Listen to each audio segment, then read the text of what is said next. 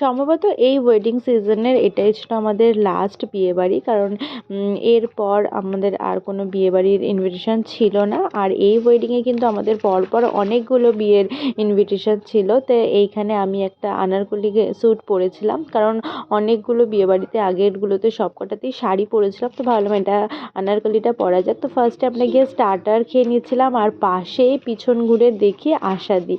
আসলে মনের মিল থাকলে এরকমভাবে কোথাও না কোথাও দেখা হয়েই যায়। তো একই বিয়েবাড়িতে দুজন গিয়ে দেখা হয়ে এখন তো আমরা দুজনেই অনেক অনেক আনন্দ পাচ্ছিলাম।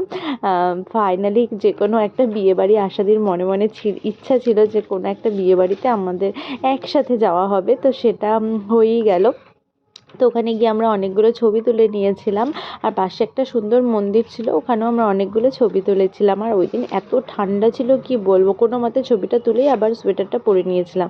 আর ওই দিনকার খাওয়া দাওয়াটা ছিল একদম অসাধারণ, মানে সিম্পলের মধ্যে দারুণ। ফার্স্টে দিয়েছিল ফিশ কাটলেট, তারপর নান, তারপর চানা মশলা, তারপরে ভাত, সাদা ভাত ছিল, আর তার সাথে মাছ ছিল, কাতলা মাছ ছিল, আর তারপরেই ছিল মাটন। মানে একদম এক্সট্রা কোনো কিচ্ছু না, যেগুলো মানুষ খেতে পারে না, ফালতু নষ্ট করে। আর মাটনটা কিন্তু অনেক অনেক সুন্দর হয়েছিল। আর তারপর নর্মালি চাটনি, পাঁপড়, মিষ্টি যেগুলো থাকে সেগুলো ছিল। আর মিষ্টির মধ্যে একটা বিশেষত্ব ছিল, ওরা মনে হয় ভাপা সন্দেশ করেছিল, আর সন্দেশটা দারুণ দারুণ টেস্টি ছিল।